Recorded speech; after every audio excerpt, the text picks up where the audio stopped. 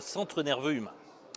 Et c'est là que la récente décision de la Commission européenne de développer l'alimentation par insectes de la population européenne, d'autoriser l'intégration d'éléments d'insectes dans un certain nombre d'aliments vendus sur le marché pose problème. Pourquoi?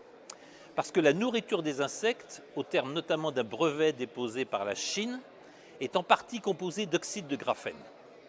Parce que cet oxyde de graphène, déjà présent dans les vaccins à ARN messager largement distribués à l'occasion du Covid, cet oxyde de graphène a des particularités tout à fait particulières.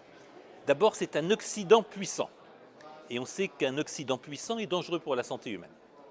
Ensuite, c'est une molécule qui présente des particularités tout à fait spécifiques dans certaines conditions, et notamment dans des conditions qui sont celles de la température du corps humain.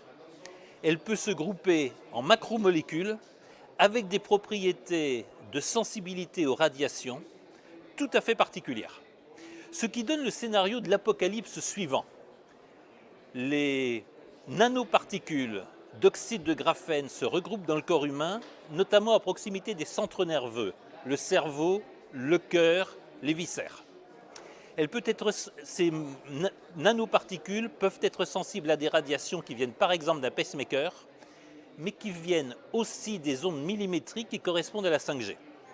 Et le scénario de l'apocalypse se dessine, attesté par un certain nombre de publications scientifiques.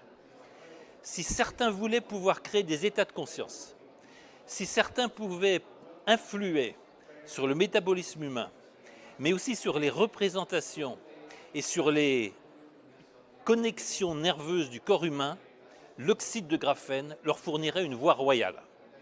Ce n'est pas 1984 et George Orwell qui se profilent, mais nous ne savons encore rien du capitalisme cognitif et du capitalisme qui vise à contrôler les états de conscience d'une population. Au moment où toute l'attention se porte sur la guerre provoquée par l'invasion russe de l'Ukraine, nous ferions bien de nous intéresser aussi à